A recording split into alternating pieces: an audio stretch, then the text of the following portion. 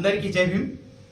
నేను రమాకాంత్ కాంబ్లే, సమతా సైనిక్ దళ్ జిల్లా సంఘటక్. ఇక్కడ వచ్చేసినటువంటి మాతా రమాయి మహిళా మండల్ ఈ ప్రెస్ మీట్ తీసుకోవడానికి ముఖ్య ఉద్దేశం మన బీహార్లోని బౌద్ధగయాలో మహాబోధి బుద్ధ విహార్ ముక్తి ఆందోళన భారతదేశం అంతటనే కాదు ప్రపంచం అంతటా జరుగుతుంది. కావున మేము ఈ ఆదిలాబాద్లో కూడా చాలాసార్లు చేసినాము.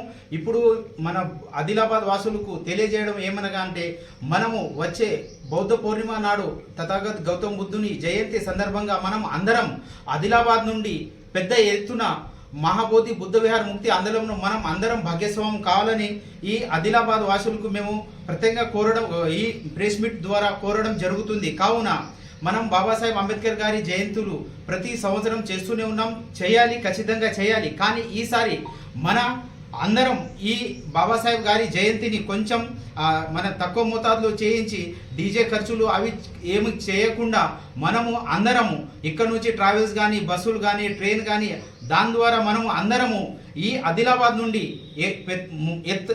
పెద్ద ఎత్తున అందరం అక్కడికి వెళ్ళి ఈ మహాబోధి బుద్ధ విహార్ ముక్తి ఆందోళనని విజయవంతం చేయాలని, ఇప్పుడు లేనిది ఎప్పుడు లేని అనే ఒక నినాదంతో మనం ఎప్పుడు ఈ విహార్ని సాధించలేకపోతే జీవితంలో ఎప్పుడు కూడా మనం సాధించలేము. కాబట్టి అందరం ఈ విషయాన్ని గమనించి పెద్ద ఎత్తున అందరం వెళ్ళాలి.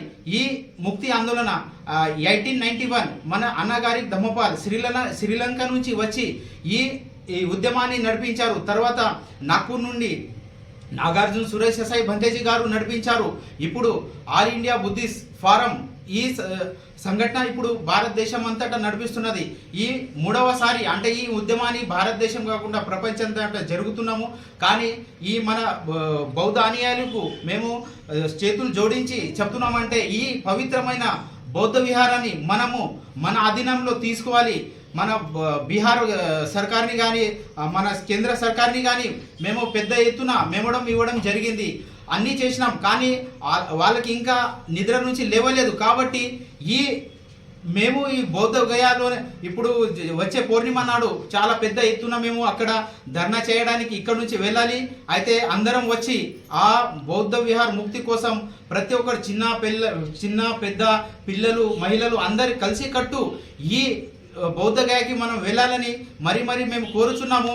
జై భీమ్.